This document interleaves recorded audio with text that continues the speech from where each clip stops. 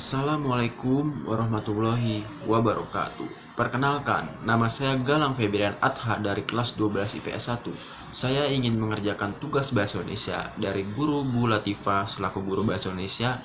Saya memilih materi tentang teks editorial atau yang disebut dengan tajuk rencana. Sebelumnya, saya ingin memberitahu tentang teks editorial terlebih dahulu. Oke, teks editorial itu adalah teks yang membahas tentang isu-isu hangat yang ditulis oleh sang penulis atau disebut juga dengan redaktur, yang berisi tentang fakta, argumentasi dari sang penulis atau redaktur, dan juga harapan atau kesimpulan dari sang penulis. Saya telah membuat teks editorial atau tajuk rencana dalam bentuk video. Saya membahas tentang isu yang sedang hangatnya sekarang, yaitu tentang disahkannya rancangan undang-undang oleh DPR atau Dewan Perwakilan Rakyat. Ini dia videonya. Baru-baru ini, Dewan Perwakilan Rakyat mengesahkan rancangan undang-undang Cipta Kerja menjadi undang-undang resmi negara. Hal ini memperoleh perdebatan antara fraksi yang memiliki pandangan yang berbeda. Ada dua fraksi yang menentang pengesahan rancangan undang-undang tersebut, yaitu dari Partai Demokrat dan PKS. Benny Kaharman dari fraksi Demokrat menolak dan menentang rancangan undang-undang tersebut dan meminta kepada para fraksi untuk menyampaikan pandangannya sebelum mengesahkan rancangan undang-undang Cipta Kerja menjadi undang-undang resmi. Fraksi Demokrat menilai bahwa rancangan undang-undang Cipta Kerja ada sebagian pasal yang dapat mencederai lingkungan dalam proses investasi. Demokrat juga menilai rancangan ini disusun secara terburu-buru oleh Dewan Perwakilan Rakyat. Memang benar bahwa banyak pasal-pasal yang kontroversial dalam rancangan undang-undang Cipta Kerja. Contohnya seperti kontrak tanpa batas dalam pasal 59 ayat 4, hari libur dipangkas dalam pasal 79 ayat 2, aturan soal pengupahan diganti pada pasal 88 ayat 3, sanksi tidak bayar upah dihapus pada pasal 91 ayat 1, dan juga menghapus hak pekerja atau buruh mengajukan permohonan PHK dalam pasal 109 ayat 1.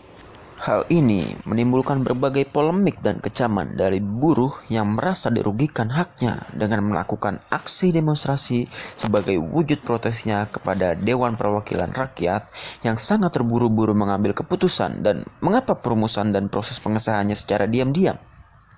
Dan juga mengapa harus di tengah situasi kita yang saat ini sedang berjibaku dengan pandemi, dan juga mengapa undang-undang hanya menguntungkan investor dan pengusaha.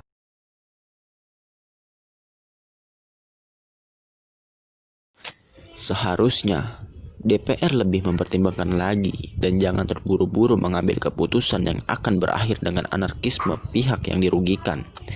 Dan juga seharusnya DPR lebih fokus menghadapi pandemi yang sekarang terjadi. Parlemen-parlemen di luar negeri pun begitu. Dan mengapa di Indonesia parlemen dan lembaga-lembaga pemerintahannya malah terkesan semangat membahas isu-isu yang lain? Padahal Presiden Jokowi pekan lalu sempat menyatakan pemerintah dan DPR sepakat menunda pembahasan salah satu klaster, yaitu klaster ketenaga kerjaan dan rancangan undang-undang Cipta Kerja. Dan ini dimaksudkan untuk memberi masukan-masukan substansif dari pihak yang berkaitan. Lalu, kenapa DPR malah bersemangat membahas satu klaster dan menghiraukan klaster lain? Teruntuk DPR, bila memang ini adalah niat baik, mengapa prosesnya malah kurang baik, yang terkesan menutupi tanpa persetujuan pihak lain? Dan kenapa sempat dimatikan mic-nya saat anggota fraksi lain menyampaikan pandangannya? Padahal kita rakyat sangat menaruh harapan kepada negara. Tindak tanduk DPR salah benarnya akan selalu dilihat. Sekarang di mana rasa empati para dewan rakyat yang seharusnya merakyat, yang seharusnya mengayomi rakyat? Sekarang ada apa dengan DPR?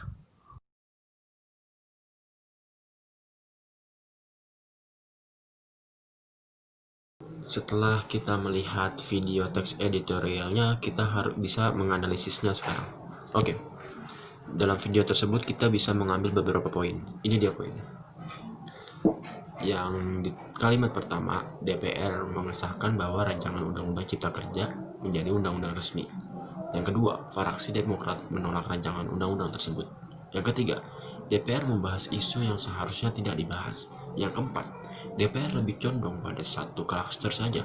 Yang kelima, DPR mengesahkan rancangan undang-undang Cipta Kerja tidak dengan persetujuan pihak yang bersangkutan.